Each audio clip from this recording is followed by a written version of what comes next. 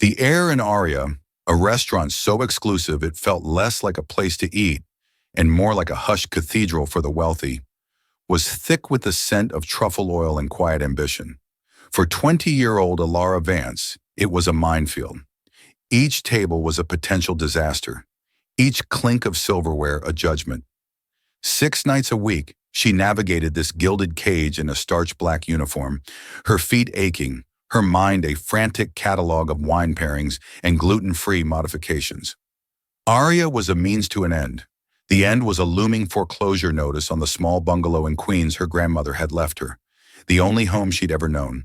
Her grandmother, Clara, had been her entire world, a warm, steady presence after Alara's mother, Serafina, had vanished into the New York City mist when Alara was just 5. The official story was a tragic accident, a late-night ferry in a storm, but a body was never found.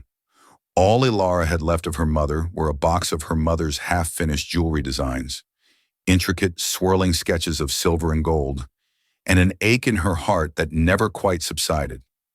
Clara had fostered her granddaughter's fascination with those designs, teaching her the basics of metalwork in gemstone setting at a small bench in the garage.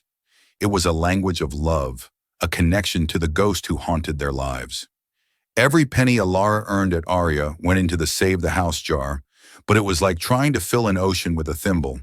She was drowning, and the water was getting colder. And then there was Table 12, Julian Thorne. He wasn't just a customer, he was a landmark, a permanent fixture in the restaurant's most secluded corner booth. He was the CEO of Thorne Innovations, a tech monolith whose logo was plastered on everything from satellites to smart homes. His face, all sharp angles and glacial blue eyes, was a regular feature in business magazines, always under headlines that used words like ruthless, visionary, and reclusive. He came to Aria 3 times a week, always alone, and ordered the same thing: seared scallops, no sauce, and a bottle of Sancerre he rarely finished. He radiated a cold gravitational pull. He never smiled. He never looked up when Alara refilled his water. He spoke in clipped, precise sentences. To the other staff, he was an intimidating but lucrative guarantee of a generous tip. To Alara, he was a puzzle of profound, untouchable loneliness. She often found herself sketching the hard lines of his jaw on order pads, imagining the story behind his solitude. On this particular rain-lashed Thursday, the restaurant was unusually quiet. The storm had kept the casual rich at home, leaving only the truly dedicated connoisseurs of overpriced cuisine. Julian Thorne sat at his usual table, a stark silhouette against the window, where rain traced frantic silver lines down the glass. Alara approached, her footsteps silenced by the plush carpet. "More wine, Mr. Thorne?" she asked, her voice a practiced, unobtrusive whisper. He gave a curt, almost imperceptible nod, his eyes fixed on a tablet displaying fluctuating lines of code or stock prices, a language as foreign to Alara as the surface of Mars. As she leaned forward to pour the pale gold liquid, a waiter carrying a teetering tray of desserts swerved to avoid another staff member. The resulting jolt sent him stumbling backward, right into Alara.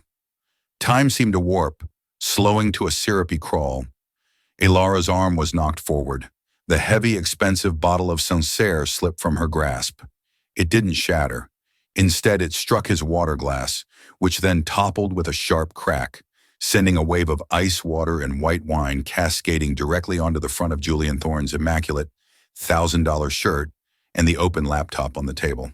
A collective gasp seemed to be sucked from the air. The manager, a perpetually panicked man named Philip, froze mid-stride.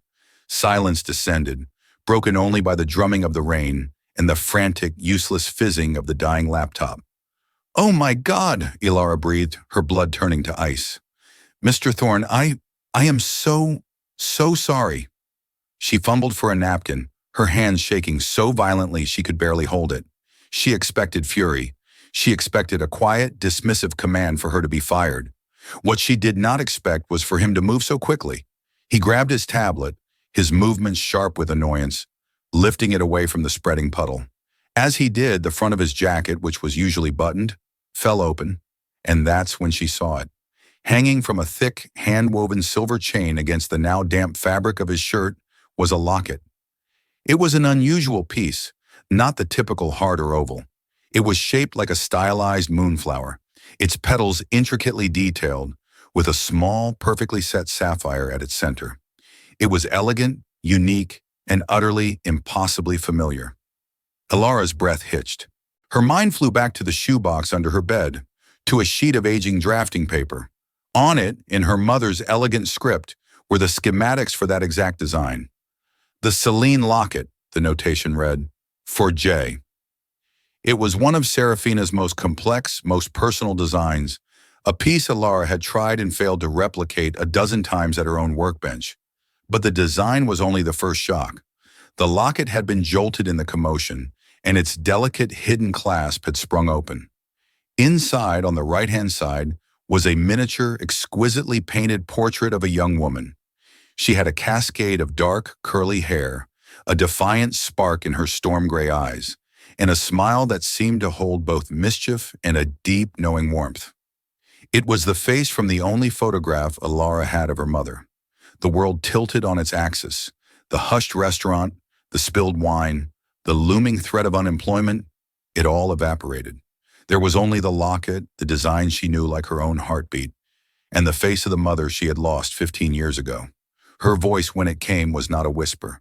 It was a raw, choked sound that ripped through the restaurant's decorum, turning every head. "That's my mother's locket," she said, her finger trembling as she pointed. Then, her eyes locking on the tiny portrait, the words tore from her throat, louder, more certain, a cry of impossible recognition. "That's my mom!" The silence that followed was absolute. Julian Thorne, who had been dabbing at his shirt with a grimace, froze. His hands stilled, his head snapped up, and his glacial blue eyes for the first time locked with Ilara's. He saw not a clumsy waitress, but a young woman with a face ashen with shock. Her gray eyes, impossibly, hauntingly familiar gray eyes, wide with a turbulent mix of disbelief and agony. "What did you just say?" he asked, his voice low and dangerous, stripped of its usual dispassionate tone. It was the sound of a fault line grinding beneath the earth. Ilara couldn't seem to draw a full breath. She took a half step forward, oblivious to the horrified stare of her manager. "The locket," she repeated, her voice cracking. "It's her design, the Celine locket. And the woman inside, that's Serafina Vance. That's my mother." The name Serafina struck him with the force of a physical blow. A storm of emotions flickered across his face. Too fast to read. Raw shock. A flash of deep, ancient pain. And then, like a steel shutter slamming down, a cold, furious denial. With a sharp, protective gesture, he snapped the locket closed. The click was like a gunshot in the silent room. He tucked the chain back under his shirt, his movements stiff and angry. "That's impossible," he said, his voice a flat, hard wall of sound. "You're mistaken. You're confused." "No," Ilara insisted, her desperation overriding her fear. "I'm not. I have her sketches. I've spent my entire life studying them. That piece, she designed it. I would know it anywhere." She fumbled for her phone, her fingers clumsy and numb. "I have a picture of her. I can prove it."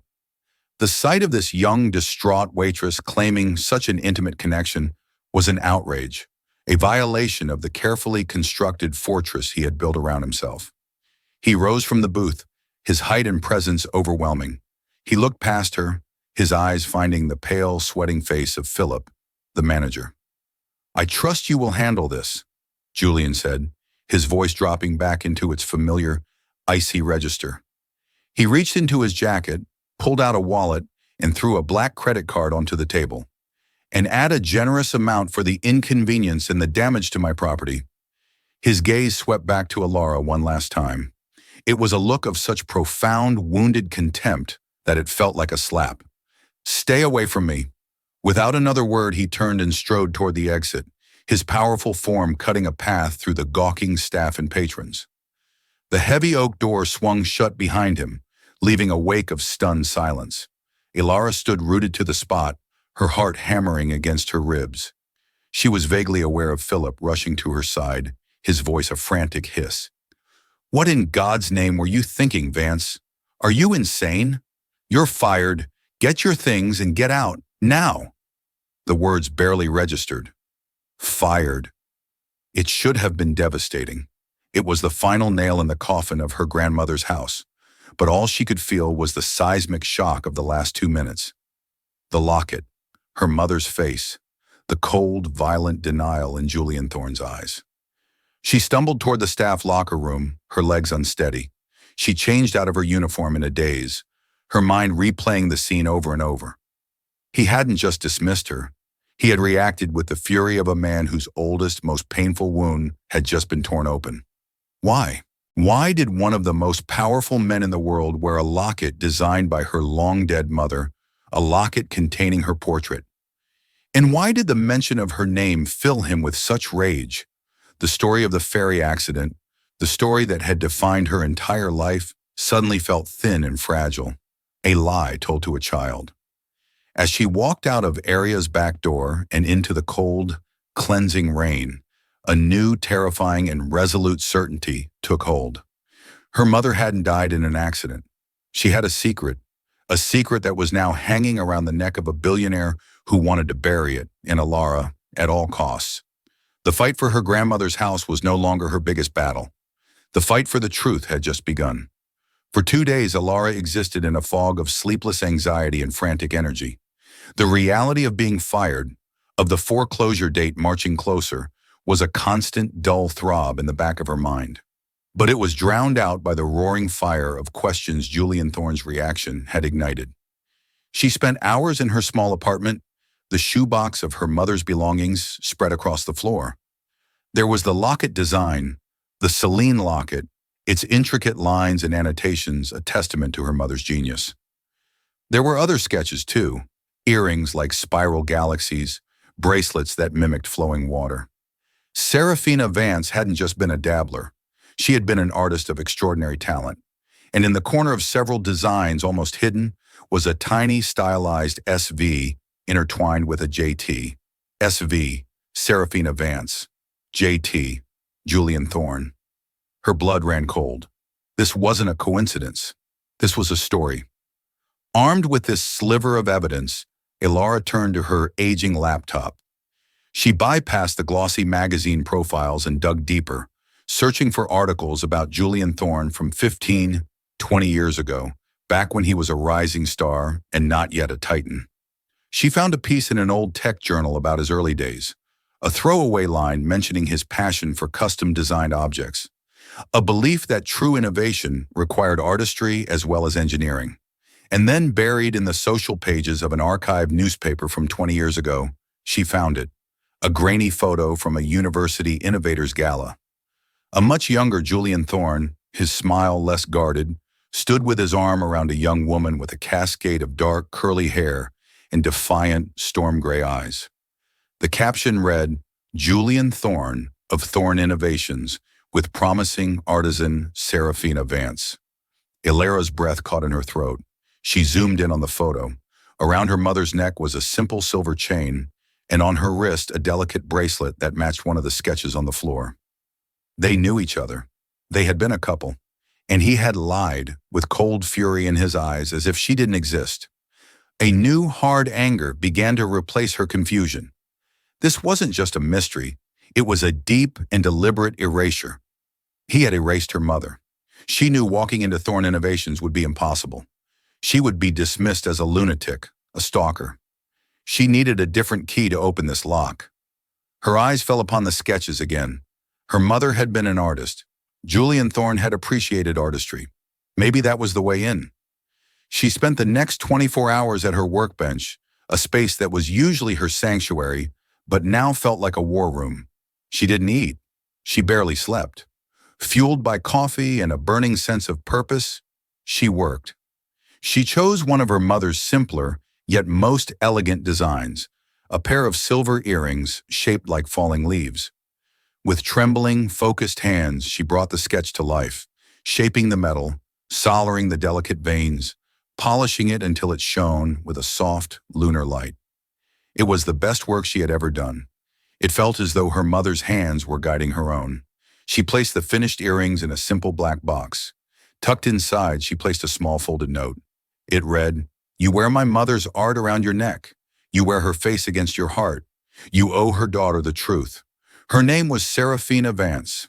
The next morning, she put on her only decent blazer, a well-worn tweed inherited from her grandmother, and took the subway to the financial district. Thorn Tower was a gleaming spear of glass and steel that pierced the clouds, a monument to a level of power she could barely comprehend.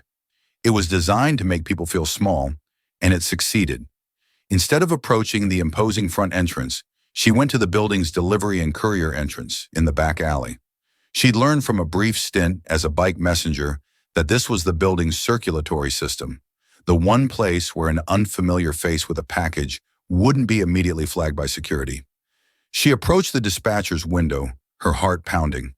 "Package for Julian Thorne," she said, trying to keep her voice steady, holding out the small box. "It's a personal delivery, extremely fragile." The dispatcher, a burly man chewing on a toothpick, barely looked at her. "Personal deliveries go through his executive assistant on the 80th floor. We don't take them here." "Please," Alara said, her voice dropping. "It's a family heirloom. It's vitally important he receives it directly." She slid a $20 bill through the slot, one of the last she had. "Can you just make sure it gets into the internal mail stream addressed to his office? That's all I ask." The man eyed the 20, then the small elegant box.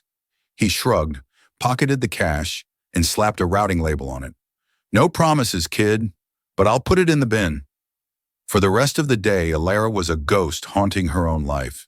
She walked through the city, the foreclosure notice a dead weight in her pocket.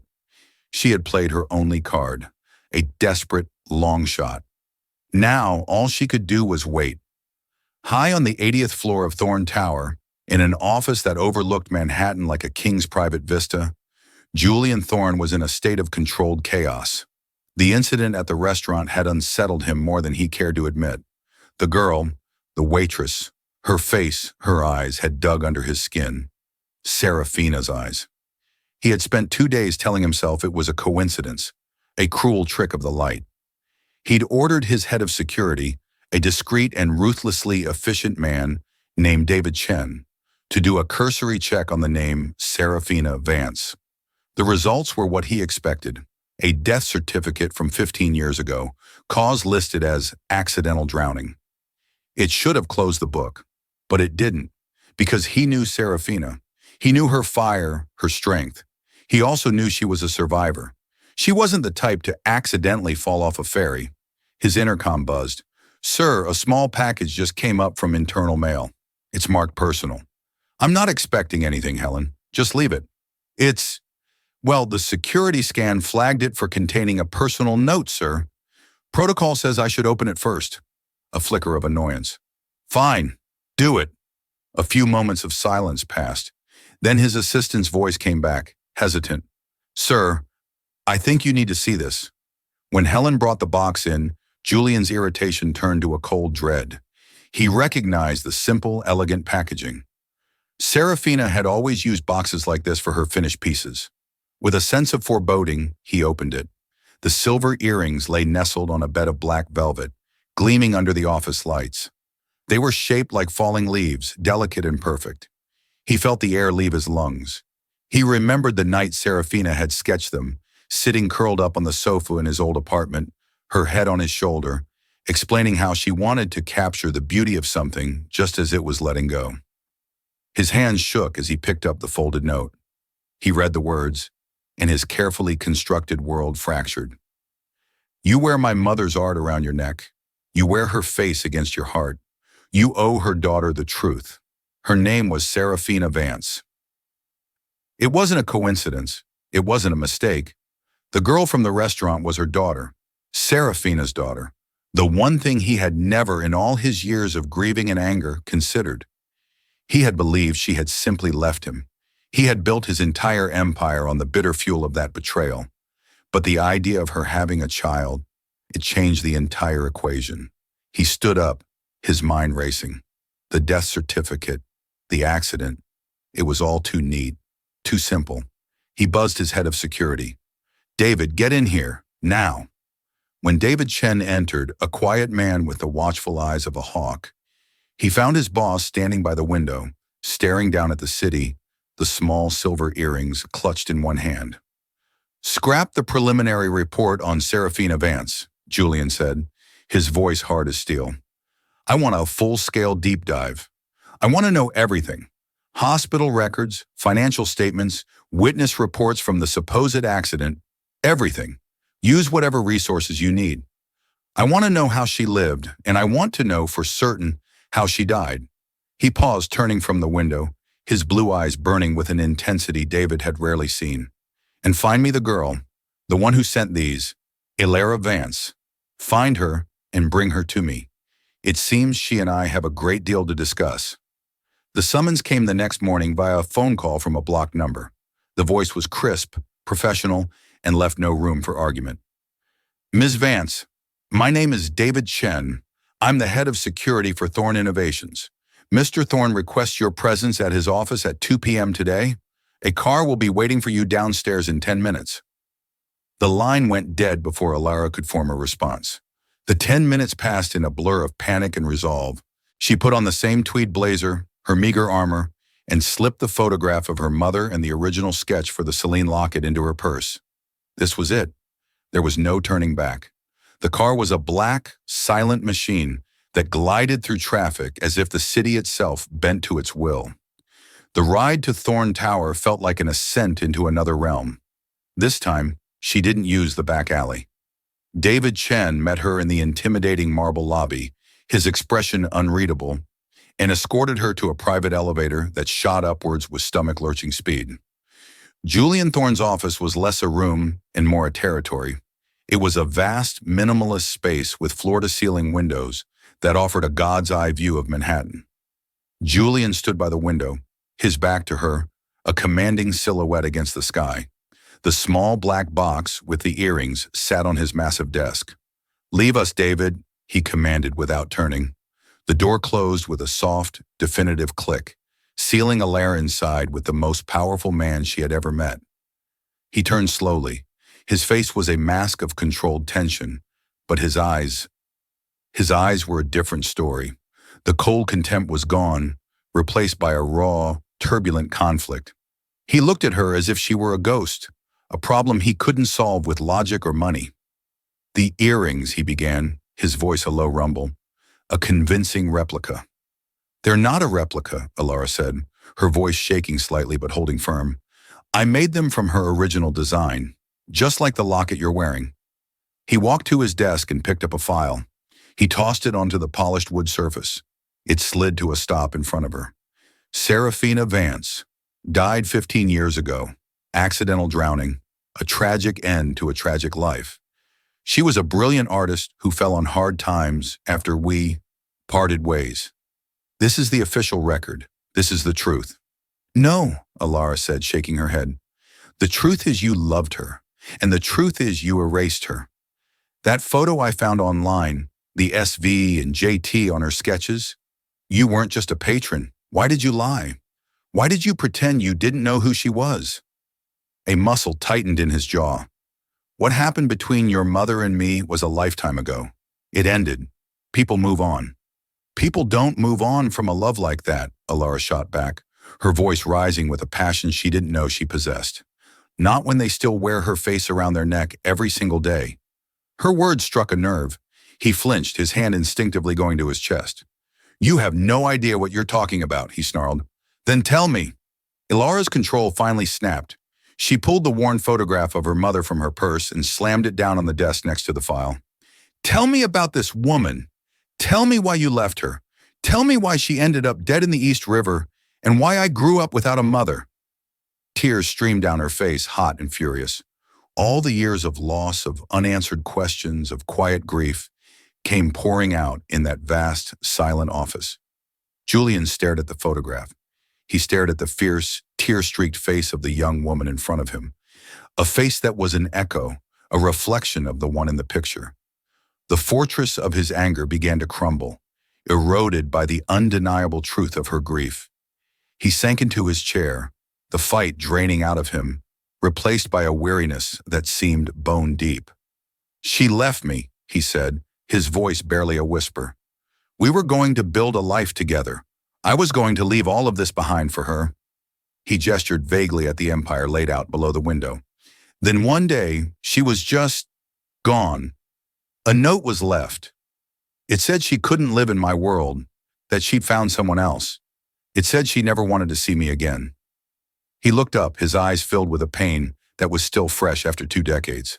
I was young, I was arrogant, and I was broken. I believed it. I let my pride build a wall so high I never looked back. I poured all of my rage, all of my betrayal into this company. I convinced myself she never really loved me, that it was easier than believing I wasn't enough for her to stay. Alara listened, her heart aching. A note? That didn't sound like her mother. Not the strong, passionate woman described in the old articles. Not the genius who drew her soul onto paper. I don't believe it, Alara whispered. She wouldn't have just left. Not without a fight. You're wrong, Julian said, his voice flat with resignation. But it doesn't matter anymore. She's gone. What if she's not? Alara pressed, a wild idea taking shape. What if the note was a lie? What if the accident was a lie? You are Julian Thorne. You have more power and resources than anyone. If there's even a 1% chance that the story you've believed for 20 years is wrong, don't you have to know? Don't you owe it to her and to me to find the real truth? He stared at her, at the fire in her Serafina gray eyes. Her desperate, defiant hope was a spark in the darkness of his long-held cynicism. He had spent half his life running from the ghost of Serafina Vance, and now her daughter was standing in his office, refusing to let her rest. Perhaps for the first time, he was being offered not a painful memory, but a chance to find an answer. He leaned forward and pressed a button on his intercom. David, get the forensics team. I want a full analysis of a 20-year-old handwritten note. And I want your best investigators on a new task. Find out who had the most to gain from Serafina Vance's disappearance. He released the button, and his gaze, sharp and newly focused, met Alara's. You wanted the truth, Ms. Vance. Let's go find it. Together. The full force of Thorne Innovations was a terrifying and awe-inspiring thing to behold.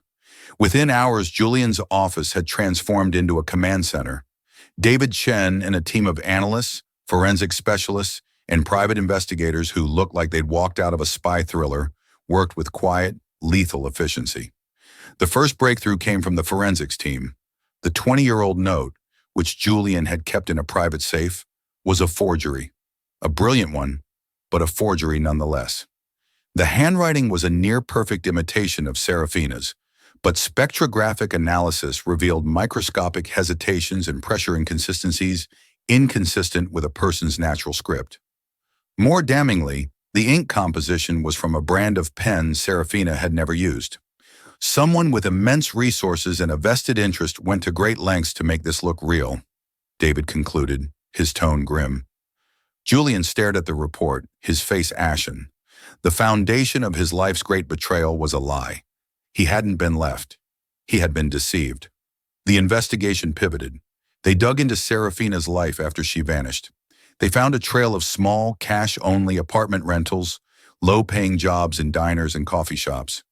She had moved constantly, as if she were running from something, and then they found the birth certificate for Alara Vance. Father listed as unknown. The timeline was a punch to the gut. Alara had been born 9 months after Serafina disappeared. The unspoken question hung in the air between them. Julian did the math, his mind, usually so clear and analytical, feeling slow and thick. He looked at Alara, who was watching him with wide, questioning eyes. The same defiant set of her jaw. It was like looking at a ghost and his own reflection simultaneously. The next piece of the puzzle came from a forensic accountant who had been tasked with digging into the Thorne family's private finances from 2 decades ago. There's a series of untraceable payments, the accountant reported via video conference, made from a blind trust. The trust belongs to your mother, Eleanor Thorne. Julian went still. His mother, a formidable, iron-willed matriarch who had always ruled the family with a velvet glove over a steel fist. She had openly despised Serafina, viewing her as a common, gold-digging distraction from her son's brilliant destiny. The payments, David Chen clarified, reading from another report, correlate with Serafina's movements. A new payment was made every time she moved to a new city. It wasn't a payoff. It was a leash. The picture was becoming horrifyingly clear. Eleanor hadn't just disapproved. She had acted. She had orchestrated the breakup, forged the note, and then, upon discovering Serafina was pregnant, had hounded her, using money to keep her hidden and under control. The final piece came from a retired private investigator the team tracked down in Florida. He was old and guilt-ridden. For a hefty price, he confessed. 20 years ago, he'd been hired by Eleanor Thorne. His job was to manage the situation. Eleanor found out the girl was pregnant, the old PI rasped over the secure line. She gave Serafina an ultimatum. Disappear and raise the child in obscurity, and the money will keep flowing. Or refuse, and Eleanor would use her power to declare her an unfit mother and take the child. She even found a man, a down-on-his-luck drifter, paid him to be on the books as a fake husband if needed, to create a new identity for her. Serafina chose her child. She ran. But the story didn't end there. 15 years ago, the money stopped, the PI continued. Serafina had started making a name for herself again, selling a few jewelry pieces under a pseudonym. Eleanor must have found out. She cut her off completely. My last instruction was to report Serafina's location to an associate of Mrs. Thorne's, a fixer, a man known for making problems, disappear permanently. The investigator gave them the location, a small apartment in the Bronx, and the date. The date was the same day Serafina Vance had supposedly fallen off a ferry. The air in the office was thick with a terrible, suffocating silence. Ilara felt sick. Her mother hadn't abandoned her. She had been protecting her, fighting for her, every single day of her life against an enemy with limitless power. Julian stood motionless, his face a mask of white-hot fury and gut-wrenching despair. The woman he loved hadn't betrayed him. She had been stolen from him by his own mother. The daughter he never knew he had was living in poverty, about to lose her home, while he lived in a gilded cage built on a foundation of lies. The guilt was a physical entity, crushing the air from his lungs. "Get the car!" he bit out, his voice shaking with rage. "We're going to see my mother."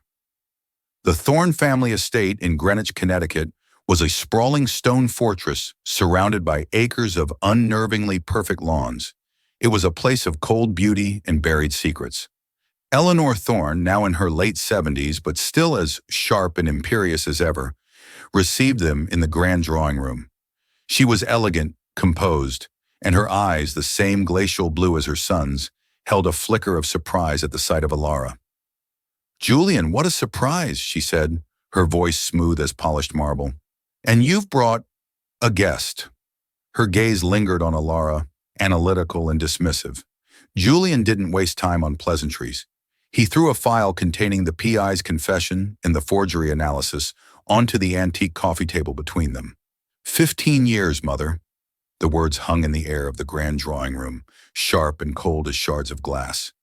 "You stole my daughter from me." Eleanor Thorne's face, a carefully preserved mask of aristocratic composure, did not so much as twitch. Only the faintest tightening around her marble blue eyes, a subtle compression of her thin lips, betrayed the impact. She let her gaze drift from the damning papers on the table to her son's ravaged face, and then, with an almost imperceptible flicker of contempt, to Ilara. "Necessity is not a matter of sentiment, Julian," she stated, her voice as smooth and cold as the silk of her blouse. "I did what was required. That woman, Serafina, she was a beautiful, brilliant anomaly, a variable you could not control, and therefore a threat. She would have anchored you to a life of sentiment and passion when your destiny required ambition and steel. She would have blunted you." Her eyes settled on Ilara again, dissecting her.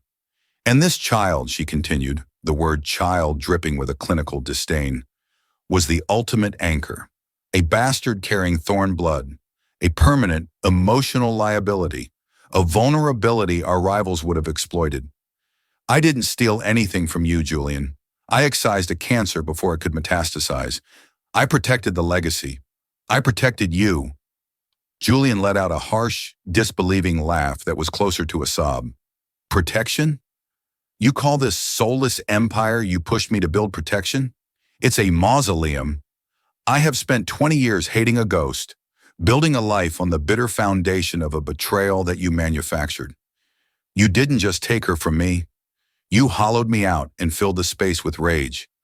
You call that love? It is the only love our world affords, Eleanor retorted, her composure unwavering. The sentimental, breathless kind you shared with your little artist. That is for novels. It doesn't build dynasties. You seem to have forgotten that. She finally rose, a grande dame in her element, and her gaze, now fully focused on Alara, became a weapon. And now you have dredged this artifact up. What is your price, girl? I assume there is one. There always is. A house? A trust fund? Name it. Let us conclude this untidy business so your father can return to his senses. The fire that had been simmering in Alara's soul erupted. The cavernous room, the immense wealth, the terrifying woman before her, it all shrank into insignificance, eclipsed by a pure, incandescent fury on her mother's behalf. My mother's art had more integrity in a single pencil stroke than you have in your entire being. Alara's voice rang out, clear and steady, cutting through the oppressive silence. She wasn't an anomaly. She was a force of nature. She loved him. Her hand gestured toward Julian, not as a billionaire, but as a man. And she loved me. She chose to protect me from you. She gave up everything, her name, her art, the man she loved, to keep me safe from your poison. You speak of legacy? Your legacy is a collection of lies held together by fear. My mother's legacy is the love that made her sacrifice everything. You didn't protect your son. You neutered him. You took his heart and told him it was a weakness, so he would be empty enough to fill your vaults with gold. A gasp, sharp and involuntary, escaped Eleanor. For the first time, a crack appeared in her glacial facade. This was not the whining of a gold digger. It was the judgment of a soul she could not buy or intimidate. Her face, a mask of aristocratic outrage, hardened into something truly ugly. You insolent whelp, she hissed, taking a step forward. You will leave my house. You will disappear from our lives. If you breathe a word of this to anyone, I will not simply ruin you. I will erase you. I will dismantle your life piece by piece until all that is left is dust. I was too lenient with your mother. I will not make that mistake again. It's over, Mother, Julian said, his voice now devoid of rage, filled instead with a chilling, profound finality. He moved to stand beside Alara, a human shield built of regret and newfound purpose. He didn't raise his phone. He didn't need to. He simply met his mother's furious gaze. The moment I saw the truth, I set things in motion. David Chen delivered a complete file, the forgery analysis, the PI's full recorded deposition, the financial trails leading from your trust, to the district attorney's office an hour ago. A warrant is being issued. A new investigation into the disappearance and probable homicide of Seraphina Vance is no longer a possibility. It is a reality, and you are the sole person of interest. The color drained from Eleanor Thorne's face. The mask of control did not just crack, it shattered into 1,000 pieces, revealing the stark, terrified woman beneath. Her carefully constructed universe, governed by her will alone, had just been vaporized. You betrayed me, she whispered, the words ragged with disbelief. She stared at her son as if he were a stranger. Your own mother? For her? Her accusing finger trembled as it pointed at Alara. Julian's gaze softened as he looked at Alara, at her defiant, tear-streaked face. He saw the strength she'd inherited, the spirit his mother had tried and failed to extinguish. The choice had been made for him 20 years ago, and he had been too blind, too steeped in his own manufactured pain, to see it. She is not her, he said, his voice resonating with the weight of 2 decades of loss in a fragile sliver of hope. She is my daughter. He turned back to his mother one last time, her face a canvas of horror and ruin. There was no triumph in him, only a vast, aching sorrow for the life that had been stolen from them all. He reached out, not in anger, but with a strange, hesitant tenderness, and took Alara's hand. Her fingers, trembling slightly, curled around his. Let's go home, he said softly, the words a promise, not to the sterile penthouse in the sky, but to some new, undefined place they would have to build together. The aftermath was not a cleansing fire, but a slow, tectonic shift, grinding and painful. Eleanor Thorne, ensnared in a web of legal proceedings and public scandal, became a recluse, her iron legacy melting into a sordid footnote in the tabloids. But for Julian and Alara, the legal victory was a hollow thing. The real battle, the one for the truth of Serafina's fate, was just beginning. The fixer's trail was cold, the man himself long dead. The official narrative was a dead end. Julian's investigators, the best in the world, hit wall after wall. The theory of a quiet murder and a body disposed of in the river seemed the most logical, the most brutal, and the most heartbreaking conclusion. Julian began the grim process of setting up a memorial, a foundation in Serafina's name, a monument to a ghost. Alara refused to accept it. It doesn't feel right, she'd insist, sitting with Julian amidst piles of investigative reports in the sterile study of his penthouse, a place she still visited as if entering a foreign country. My mother was a survivor. She ran from your mother for 5 years. She wouldn't have been taken so easily. It was this refusal, this daughter's intuition, that drove them back to the last known address from the PI's file, a cramped third-floor walk-up in the Bronx. The building was slated for demolition, a condemned relic. Julian's team had already swept it and found nothing. But Alara needed to see it, to breathe the air where her mother had last been free. The apartment was a time capsule of poverty and love. Dust motes danced in the single beam of sunlight, slanting through a grimy window. A small, child-sized cot was still in one corner. On a rickety table, a worn sketchbook lay open. Alara ran her fingers over the page. It wasn't a jewelry design. It was a sketch of a little girl with wild curly hair, sleeping, a small smile on her face. Her own face. Below it, in her mother's script, were the words, "My star, my moon, my everything." Julian stood by the door, a titan of industry utterly undone by this small, sad room. The guilt was a physical presence, a pressure on his chest that made it hard to breathe. This was where his daughter had lived. This was the life his lover had been forced into. While he was lost in his regret, Alara was scanning, her artist's eye seeing details the investigators had missed. Her gaze fell on the wall behind where a dresser must have stood. There, almost invisible against the faded, water-stained wallpaper, were faint pencil marks. They weren't sketches. They were numbers and a single word. "Julian," she whispered, her voice tight. He crossed the room in 2 strides. Together they looked at the faint markings. A long string of numbers, and beside it, the word Westbridge. It was the final breadcrumb. Westbridge Secure Care Facility was a name that did not appear on any public list. It was a discreet, private institution nestled in a remote corner of upstate New York, a place where the wealthy and powerful sent their inconvenient relatives to be forgotten. A place for ghosts. David Chen's infiltration was swift and silent. He confirmed it. 15 years ago, a Jane Doe had been admitted, brought in by a private ambulance service, with a forged psychiatric assessment diagnosing severe treatment-resistant schizophrenia and paranoid delusions. Her file stated she had elaborate fantasies of being a renowned artist with a billionaire lover who had a powerful, vindictive mother.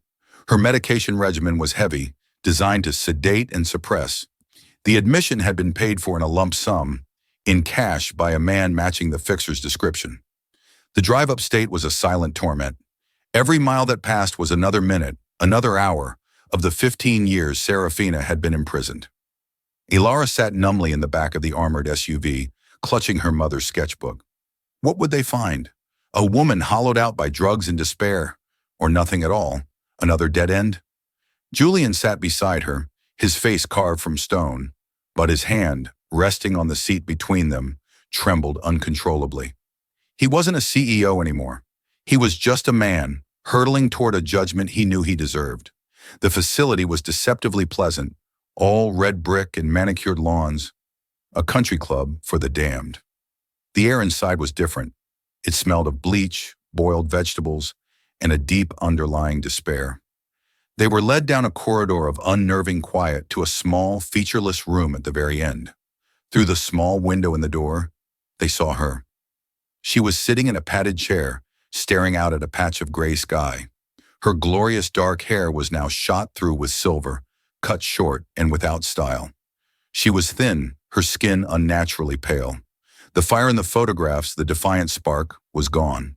Her storm gray eyes were clouded, distant, a ghost in a pale green gown. Ilara's breath hitched, a sound of pure agony. Julian felt the world tilt, the carefully constructed walls of his composure crumbling to dust. This was his Serafina. This is what his mother had done. A nurse unlocked the door. "She has moments of lucidity," the woman said, her voice a practiced, tired monotone. "But mostly she's away." They stepped inside. The woman in the chair didn't turn. She seemed not to notice them. Julian couldn't speak. The words were lodged in his throat, choked by a grief so profound it was suffocating. It was Ilara who moved first. She walked slowly, hesitantly, until she was kneeling in front of the chair. She held up the sketchbook, her hands shaking. "Mom," she whispered, the word a prayer. "It's me. It's Ilara." The woman's gaze drifted from the window, unfocused. Her eyes passed over Ilara's face without recognition. The fog was too thick. Ilara's heart shattered. Tears streaming down her face, she opened the sketchbook to the drawing of the sleeping child. She traced the words with her finger. "You used to call me your star," she choked out. "My star, my moon, my everything." And then something flickered deep within those clouded gray eyes. A spark, a connection across a chasm of lost years and chemical haze. The woman's gaze sharpened, focusing on Ilara's face for the first time. She saw the familiar curve of her jaw, the dark curly hair, the eyes that were a perfect mirror of her own. Her lips parted and a sound emerged, rusty and fragile from years of disuse. "My star," she whispered. The fog broke. The ghost became a woman. Serafina's eyes flooded with a torrent of emotion. Disbelief, recognition, 15 years of agony and love. Her hand, frail and trembling, lifted from her lap and cupped Ilara's cheek. And then she began to weep, silent, racking sobs that shook her entire body, a storm of grief for a lifetime stolen. Ilara collapsed into her mother's arms, her own cries muffled against the thin fabric of the gown. Behind them, Julian Thorne finally broke. He sank against the wall, covering his face with his hands, and the sounds that tore from his throat were not those of a titan, but of a man whose soul had just been flayed open. Serafina's return was not a homecoming. It was a delicate, painstaking resurrection. The world was too loud, too bright, too fast. The years of heavy psychotropic drugs had left deep scars on her mind, creating a labyrinth of memory and confusion. Julian moved her not to the sterile tower, but to a quiet, sun-drenched cottage on a secluded part of his Connecticut estate, a world away from the cold grandeur of his mother's former domain. A team of the world's best neurological and psychological specialists was assembled, but their true healer was Ilara. She was her mother's anchor. She spent her days at the cottage, filling the silence not with demands for memories, but with the quiet comforts of the present. She read aloud from old novels. She brought soil and pots, and they planted a small herb garden outside the window, their hands moving together in the dirt. And, most importantly, she brought the sketchbooks. Art was the language Serafina remembered. In the beginning, her hands would tremble too much to hold a pencil. Ilara would guide them, her own hand over her mother's, and together they would trace the elegant, swirling lines of a forgotten design. Slowly, tentatively, Serafina began to draw again. Simple things at first, the curve of a leaf, the pattern of light on the floor. Each new line was a victory, a reclamation of a piece of her stolen soul. Julian was a ghost in this new life. He was a man drowning in a sea of what-ifs. He would watch from a distance, terrified of his own presence, a walking, breathing reminder of the world that had destroyed her. His attempts to connect were clumsy, rooted in the only language he knew, money. He offered extravagant gifts, trips on private jets, anything she could possibly want. One afternoon, he found Ilara in the cottage's small kitchen. "There's a specialist in Switzerland," he began, his voice tense. They're doing experimental memory recovery treatments. I can have the plane ready in an hour. Dad, Alara interrupted gently, using the word that still felt foreign and fragile on her tongue. Stop trying to fix her. She doesn't need a cure. She needs time. She needs peace. She looked at him, her gray eyes filled with a wisdom far beyond her years. She needs you, not the CEO, not the man who can buy the world, just you, the boy she fell in love with. It was the hardest thing he had ever had to do. He started showing up without solutions. He'd bring coffee and simply sit in the garden while Alara and Serafina worked. One day he brought a small, portable record player and an old vinyl record. He set it on the table and the tinny romantic strains of a song from 20 years ago filled the air. Serafina, who had been focused on a sketch, froze. Her head lifted and her eyes, clearer now than they had been in months, met his across the room. A memory, whole and pristine, broke through the fog. "You danced with me to this song," she said, her voice soft but certain. "In your tiny apartment, you spilled wine on my shoes." Julian's breath caught. He nodded, unable to speak. "You were a terrible dancer," she added, and the ghost of her old mischievous smile touched her lips. It was a beginning. They started talking, piecing together the past. He told her stories of building his company, framing it not as a triumph, but as a long, angry distraction. She, in turn, began to speak of her lost years, not as a coherent narrative, but in fractured, painful images.